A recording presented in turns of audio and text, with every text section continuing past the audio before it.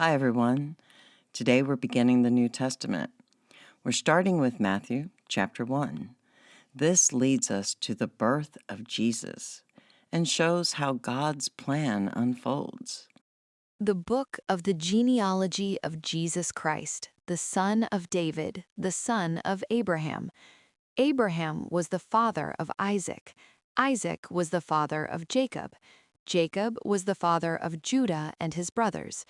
Judah was the father of Perez and Zerah by Tamar. Perez was the father of Hezron. Hezron was the father of Ram. Ram was the father of Amminadab. Amminadab was the father of Nahshon. Nahshon was the father of Salmon. Salmon was the father of Boaz by Rahab. Boaz was the father of Obed by Ruth. Obed was the father of Jesse. Jesse was the father of King David. David was the father of Solomon by her who'd been Uriah's wife.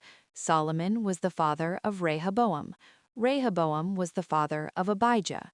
Abijah was the father of Asa. Asa was the father of Jehoshaphat. Jehoshaphat was the father of Joram. Joram was the father of Uzziah. Uzziah was the father of Jotham. Jotham was the father of Ahaz. Ahaz was the father of Hezekiah. Hezekiah was the father of Manasseh. Manasseh was the father of Amon. Amon was the father of Josiah. Josiah was the father of Jeconiah and his brothers, around the time of the exile to Babylon. After the exile to Babylon, Jeconiah was the father of Shealtiel.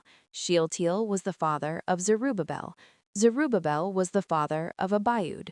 Abiud was the father of Eliakim. Eliakim was the father of Azor. Azor was the father of Zadok. Zadok was the father of Akim. Akim was the father of Ilud. Ilud was the father of Eleazar. Eleazar was the father of Mathan. Mathan was the father of Jacob. Jacob was the father of Joseph, the husband of Mary, who gave birth to Jesus, who's called Christ.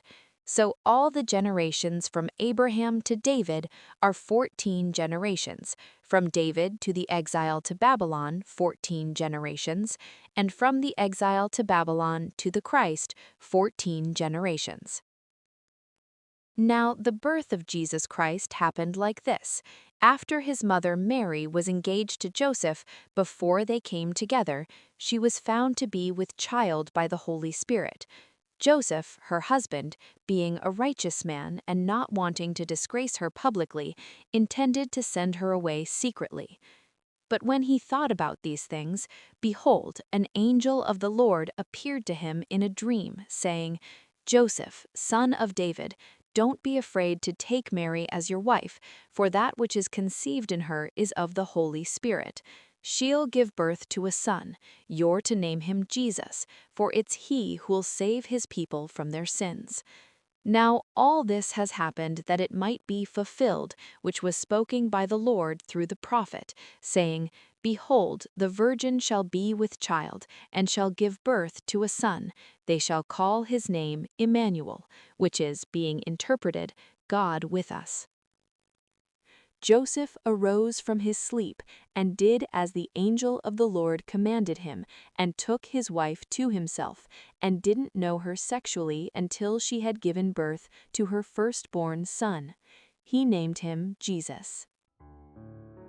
I know that's a long list of names at the start, and it can be a lot to take in.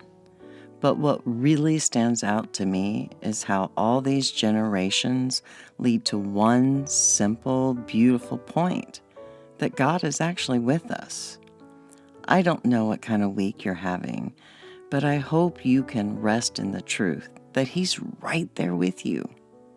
I'd love to hear what stood out to you today, whether it was the history of the families or it was just the promise at the very end.